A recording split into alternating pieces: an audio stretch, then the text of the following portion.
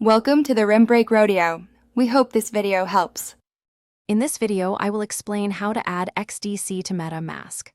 Open MetaMask, unlock your wallet, and click the Network drop-down to choose Add Network. Paste the XDC RPC URL, enter the chain ID, and name the network so you can easily identify it. Save the network and switch to it before proceeding to add tokens or send transactions on the XDC chain. To add an XDC token, switch to the XDC network you previously saved. Click Import Tokens, choose Custom Token, and paste the official contract address exactly as listed on the XDC Explorer. MetaMask should autofill symbol and decimals. Verify them before confirming.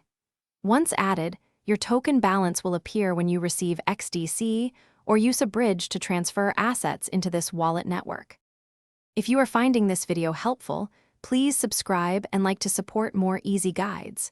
Quick recommendation: grab a Little Trees Black Ice air freshener to keep your car smelling great while you handle wallet setup and transfers.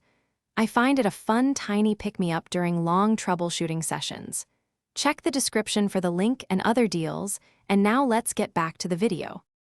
If you run into issues, first verify the RPC URL and chain ID match the official XDC network information.